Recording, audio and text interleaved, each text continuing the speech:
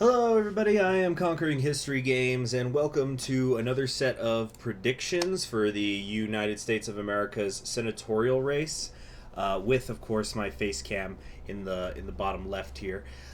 So one thing I wanted to do though is just something I forgot to talk about in my presidential race predictions.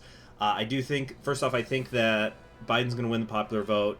I guess it doesn't really matter. The popular vote isn't what decides the president; it's the Electoral College in the United States. But if you were curious, I think that Biden's going to win the popular vote.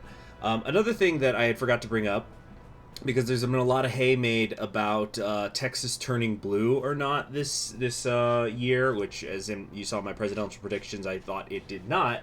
But in case you were curious, obviously you need 270 votes to win the presidential race. If, let's say, because this is the 2016 electoral map, if my cat is messing with something right now, it's going to piss me off while I'm working. Hold on a second. Okay, we're back. So this is the 2016 electoral map. Let's say that Trump managed to keep every single state that he had won in 2016, Pennsylvania, Ohio, Michigan, etc., etc. But Texas went for Biden. Or wait, I have to click this first. Then just like that, boom, 270. Biden wins the presidency. And so obviously Texas is a very, very important state. If it gets called on election night, it's over. But I don't think that's going to happen. Just a little kind of fun fact sort of thing. By the way, thank you very much to Thomas Roma, who suggested this website that I'm using now, which is yapms.com. For the electoral maps, I do enjoy this much more than the 270 to win. It's a little bit more complicated, but I think it ultimately is better. Okay, so these are the states where we have got... wait, are these the right ones? No, yeah, right here. Yeah, this was just another couple of things that I wanted to show. So the first off was this. This is just a couple of extreme, in quotation marks, extreme margins of victory for both Trump and Biden going into this campaign. This one is Trump would have 326, where he's going to basically take everything that he took in 2016 with a little bit of added. So, for example, I think the ones he gets here, he would also pick up Nevada, New Hampshire. I think it's just those two. And I've seen things where people online are talking about that California is going to flip red. But, I don't live in a fantasy world, so I don't take any stock in this sort of thing. But just an example of an extreme right Republican victory margin. And then for an example of an extreme left victory margin, I swear to God, I've seen people talking about things like this. We've got, 425 for Joe Biden, which would be, what was my prediction? 295. Yeah, so an additional 130 electoral votes. Texas going blue. Both of the Carolinas going blue. Arizona going blue. Ohio, even though it's going increasingly red, going blue. Just total nonsense. Just wanted to hey, if I'm wrong, I'm wrong for either of these, but I just think this is completely ridiculous. Anyway, let's move on over to the Senate map, which is what we're going to talk about today for a while. So these are the senatorial races that are up in 2020, and I've colored them according to who is the incumbent or what party was the incumbent in the case of a retirement or something like that. So maybe if they're running for a vacant seat, but the last person who held the seat or the temporary owner of the seat is a Republican, for example, then I have colored it red. So this is just kind of what's at stake. As you can see, there's a lot more Republican seats up than Democratic ones. And then I'm not going to say who I think is going to win, because we'll see this slowly move over the course of the video. So I'm just going to make neutral a few, turn into toss-ups, a few of the states that I want to discuss. So, for example, Texas, I want to talk about Texas. And I'm going to cut, and I'll come back when I've done that. Okay, I'm back, and I've got myself a beer, and I've got my map cleared, and I got my notes, and I've got my cat who might be meowing occasionally. Just ignore him. He's being a baby about something. He's fine, I assure you. Anyway, so these, all the states that I have grayed out are not necessarily ones that I think are major backgrounds, but they're ones that I think are very interesting and wanted to talk about.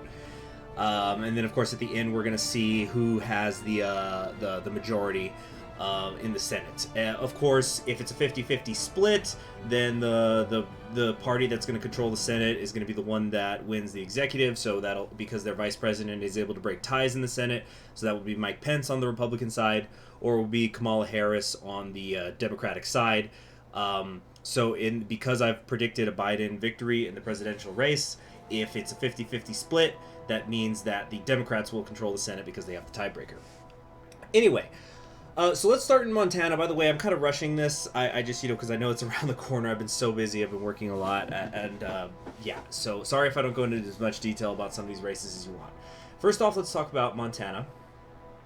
First off, fun fact, there is no third-party presence on the Montana state ballot tickets. Or not state ballot tickets, but meaning anybody racing in Montana for Congress or for the Senate, there is no third-party candidate, which hasn't happened in 32 years, which is just kind of a weird fun fact. Anyway, the race is between Stephen Daines, who is the incumbent Republican senator, versus Steve Bullock, who is the Democratic incumbent governor. So he's trying to do the Huey Long thing, where he is first the governor of the state and then switches over to being the senator from the state. And so Montana is a very interesting example of split ticket voting, which is something that people don't talk about enough, even though I think most Americans tend to split ticket vote. The straight ticket is becoming more popular. Straight ticket meaning you vote for the same party straight down the ballot, but split ticket voting is very real, and it's something we really have to keep in mind when we're talking about Senate races versus the presidential race, because as you're going to see as we go through this, just because I called one party winning a state, you might have the other party win at the Senate level, between being president or Senate. Anyway, enough review.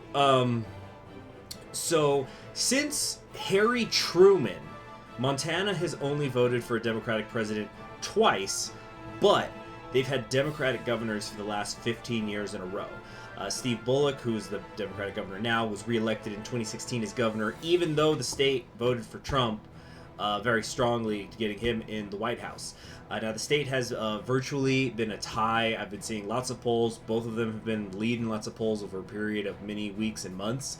But I think I'm going to actually end up giving the edge here to Bullock because he is a strong state figure. And so I think they're going to send him to the Senate, even though they're going to attempt to re-elect Trump as well. Okay, moving on to Kentucky. These are kind of in a random order, geographically. Kentucky.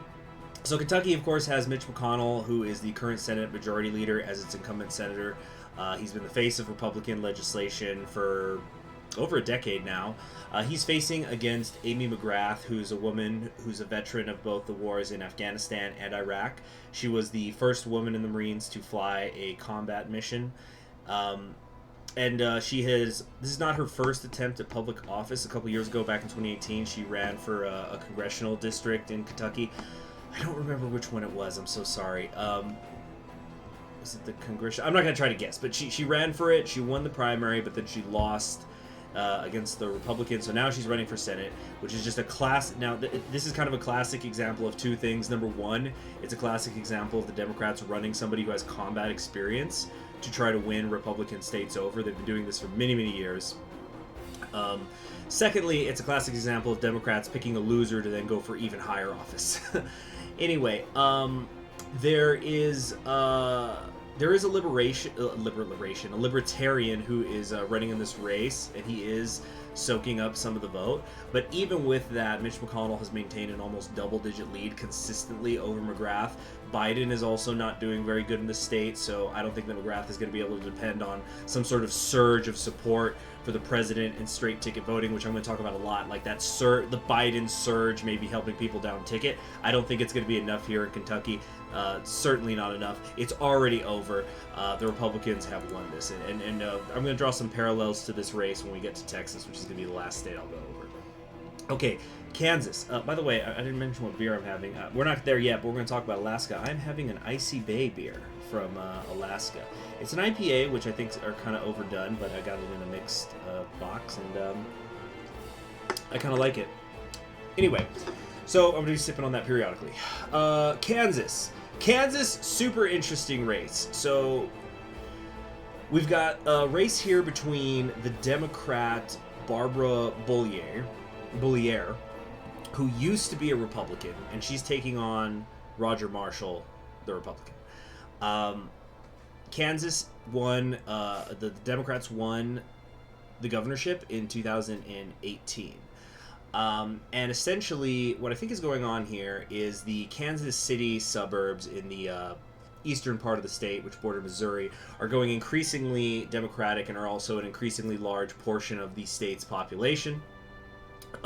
There's major issues with the Republican Party right now in Kansas internally. Now, I don't live there, so I probably couldn't give you all the dirty details, but basically they had a governor who, I should have put in my notes what his name was, but he was doing these like tax cut experiments that failed horribly. They went billions of dollars into debt, and the Republican legislature ended up overturning the governor's stuff. So now the Republicans within Kansas have become increasingly divided, while the Democrats are growing stronger, especially in that in the Kansas City suburbs in the east. Here's a little fun thing: their current representative there is Representative Sharice Davids, who is, or is it Davids? Anyway, who's gay and Native American, and also used to be an MMA fighter, so that's pretty neat, and is also only the second ever Native American from Kansas to be a congressional representative, the first one being Charles Curtis, who the Kaiserreich fans will know, and you should definitely go check out my Kaiserreich lore video about Charles Curtis if you want to learn about him, because he's a pretty cool dude. Anyway, now Trump won Kansas by over 20% back in 2016, but right now he's barely holding a 7% lead, and really, this is kind of a recurring theme. I think the Republicans want this election to happen as soon as possible. They're really lucky it doesn't happen in the first week of December or something, because it seems that like they're losing more and more popularity as the year is going on. So Trump is barely holding a 7% lead, but there's been very little national polling presidentially in the state. So for all we know, that's gotten worse for Trump. And it could be indicative of how things are going to go down ballot. So I'm actually predicting one of the bigger upsets of the night. I think that we're going to get a Democrat, a senator from Kansas, which it's been a while. Okay, moving on over here to Alabama, another fun one. This is between Doug Jones, who is the incumbent Democratic senator. He won that seat back in 2017. It was a really big national deal because it was a special election, so everybody's attention was on it. And then a Democrat won in Alabama, which was nuts. That would be like a Republican senator from California these days. But Doug Jones is not running against a criminal this time. He's running up against Tommy Tuberville's, Tommy Tubbs, as I like to call him, is his Republican challenger. Now, Tommy Tubbs has no political experience. He was the coach of Auburn University. Football is huge in Alabama for many years, and also the coach of Texas Tech University. Now, I've got a few friends who went to Texas Tech University while he was there, so this is very amusing to us, the idea that, like, the former coach of Texas Tech is going to be in the Senate, and we very much look forward to it. Not that I'm endorsing anything personally.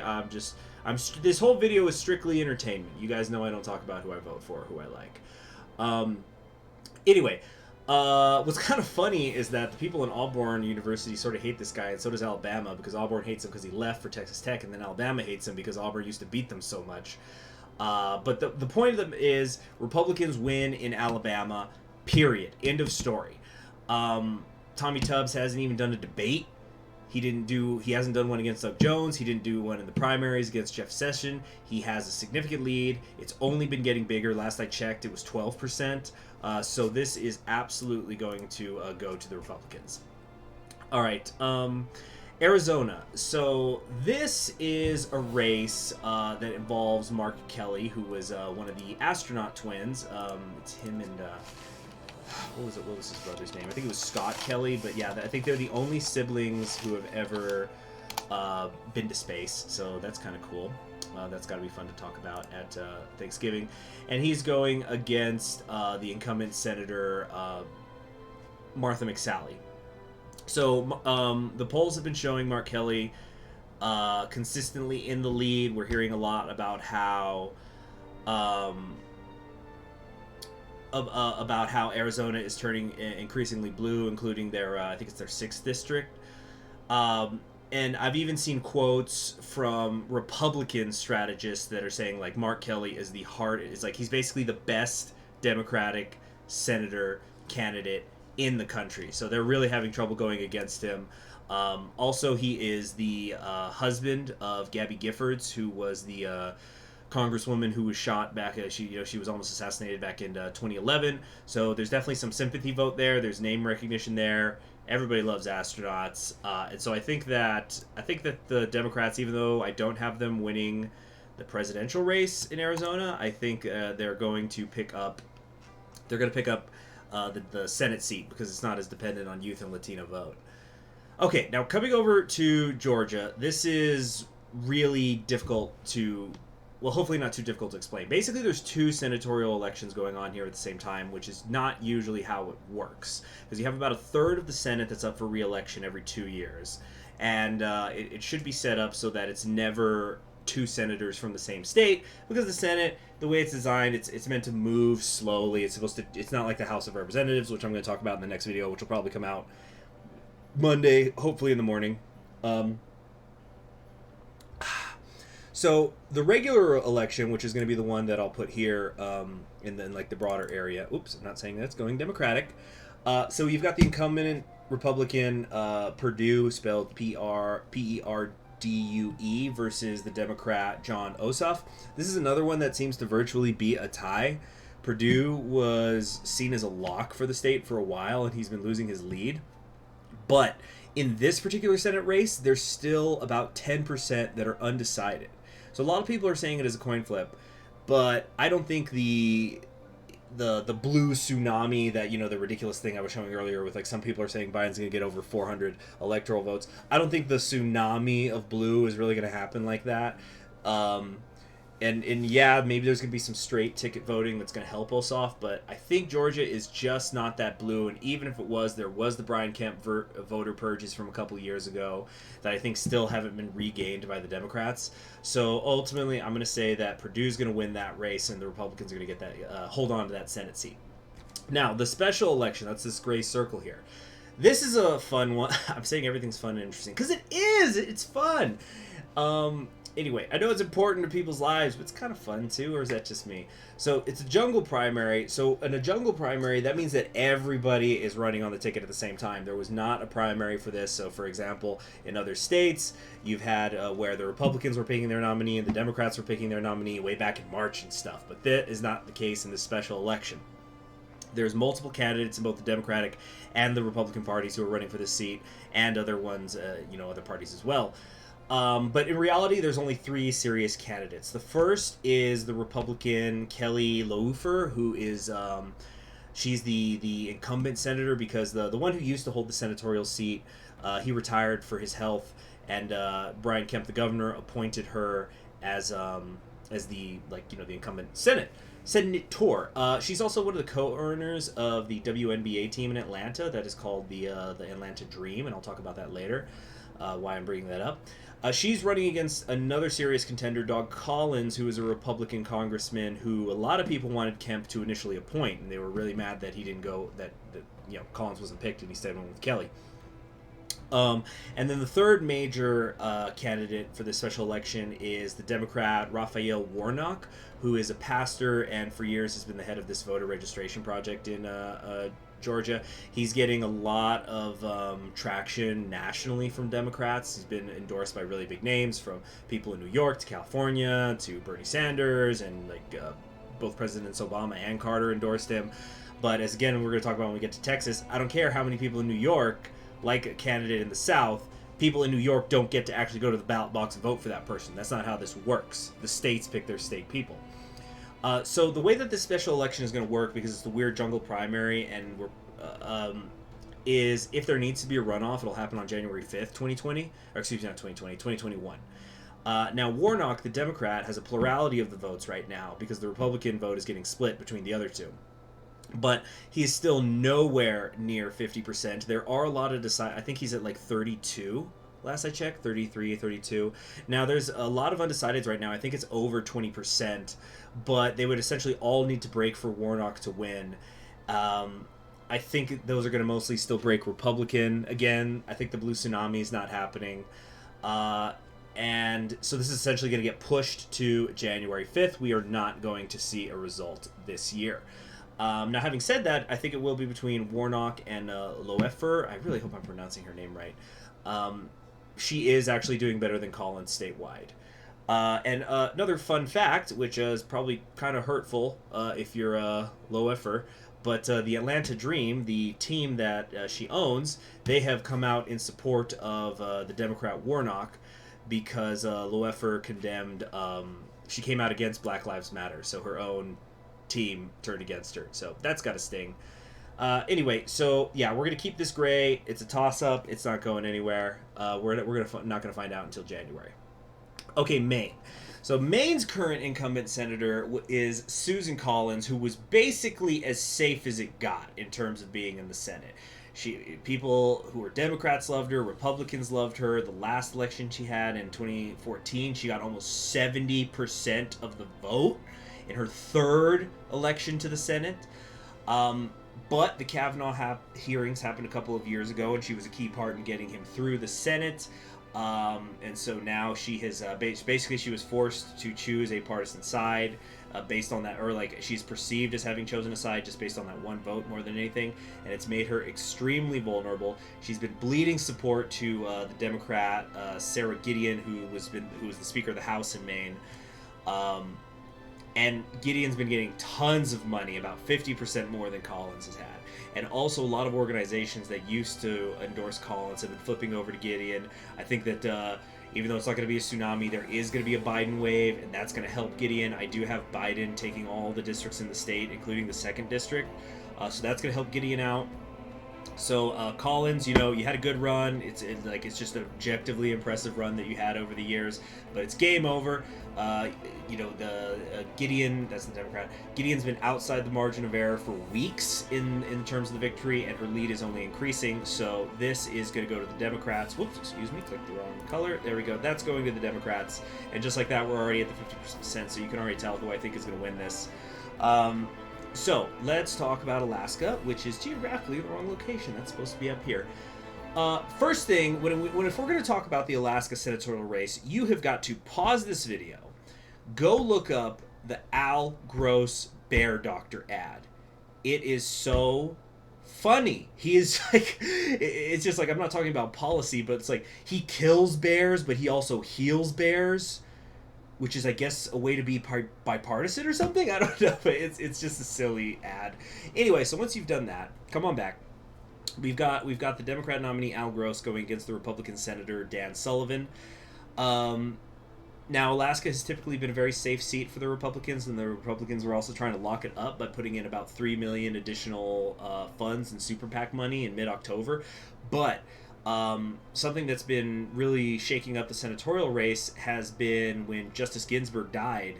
That led to a huge fundraising boost for Democrats across the nation, and Alaska was no exception. So while Sullivan has gotten about $3 million in additional money as of mid-October, I haven't looked up the updated stuff. Alaska news is a little bit hard to come by, but the Democrats have put in about $9 million.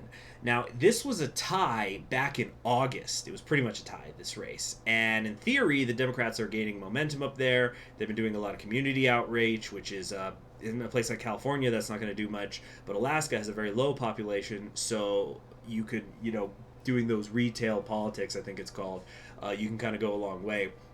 I think between the Democratic momentum, the community outreach, the Biden winning the presidency, I think this is going to be the upset of the night, either this or Kansas, and we're going to see a Democrat take Alaska. So these are my two crazy picks. And admittedly, I don't live in either state, so I could be completely freaking wrong about this. All right. Oh, yeah, quick thing. Colorado's going blue. It's very safe. Not really much to talk about there. And so now Texas. Oh, what can I say about Texas? Could say a lot, but I'll try to keep it short. We've got the incumbent Republican John Cornyn against the Democratic nominee M.J. Hagar. So before I talk about them more, I want to just talk about, because I've lived in Texas most of my life. I live there now, and discuss state politics, which I'll go into more detail about in my House video as well. Texas Democrats, when we're talking about state offices like governorship and Senate, they just send sacrificial limes. They're sacrificing the limes, and then you put them in the Corona and you make the beer better. Anyway, so they just send these lambs to go get killed every election cycle, and they just pretend that they're going to win so that they can raise money nationwide. Some of the bigger examples of this was in 2014, I think it was, when there was the governor race between Greg Abbott, who's our current governor, and then Wendy Davis. Wendy Davis became this national figure when she did the filibuster, and she was wearing the pink sneakers, and it was this whole thing.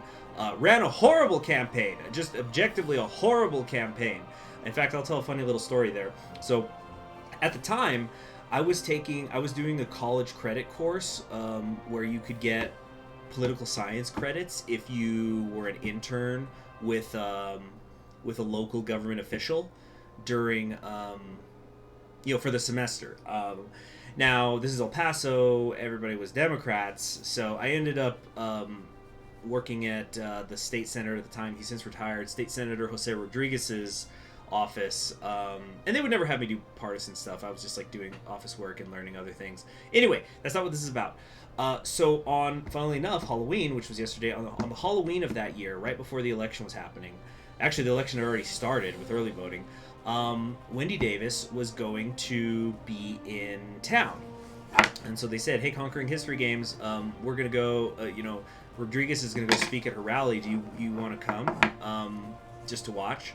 And I said, yeah, sure, that sounds cool. I can say that I don't know if she's going to become governor or not, but at least I can say that I saw her once live. So I went, and I learned more about Wendy Davis in like the 5-minute opening remarks by State Senator Rodriguez than I had heard anything about her in her entire campaign that had been going on for months, because she was trying to appeal to a nationwide audience instead of actual Texans. So all I was just hearing was about abortion rights, abortion rights, abortion rights, and I'm not saying where I stand on the issue. I'm just saying that, like, I don't care how much money your campaign gets from people in California and people in the Northeast. Texans are the ones who walk into that ballot booth and pull the levers. And if you don't win them, you're not going to win anything in Texas. So, anyway, she lost. She went down in complete flames. Then, of course, a couple of years ago, there was the Beto O'Rourke, a.k.a. Beto O'Rourke. Now, he's in El Paso, and actually he's from my hometown, but again, going against Ted Cruz, who is nationally reviled, but obviously Texans voted for him, and yeah, once again, he got enough nationwide attention that he thought he was going to be able to run for president. I think the beer's hitting me. He thought he was going to be able to run for president. We saw how that turned out. I once compared that thing where he started saying he was going to take people's guns in the national debate. I said I told my friends, like, if anybody's ever seen the movie The Omen, that's what the people at that birthday party must have felt like when the maid just hung herself in front of everybody off of the mansion. Like, that's what it felt like watching some dude just kill himself on the political stage. Nuts.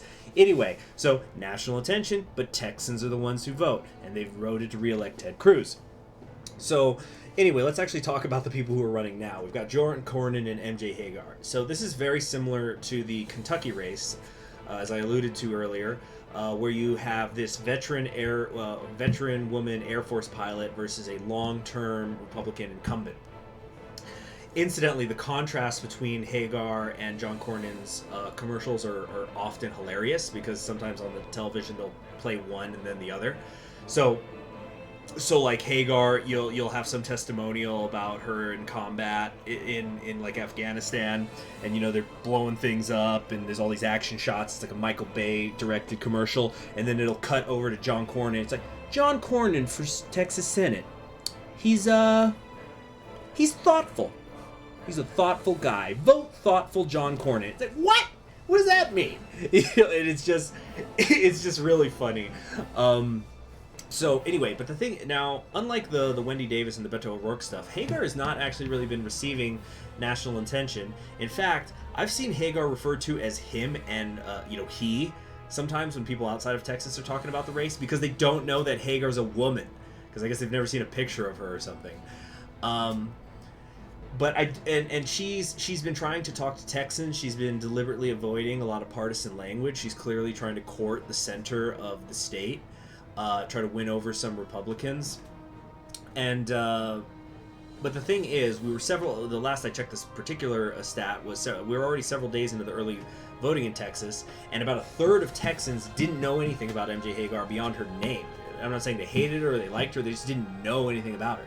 And if you don't know the candidate, if you don't know anything, how are you supposed to win? So yeah, there's probably a Biden wave coming through, and so that could help her out when it comes to the straight ticket voting. But she's been down. She continues to be down. She's outside of the margin of error. I think she's going to fail. Maybe if Governor Abbott had been on the ballot, she could have had a chance. Maybe he's running for governor or something. But because there's been a lot of major backlash against the governor lately from both sides of the aisle. I'm going to talk about that, though, in the House video.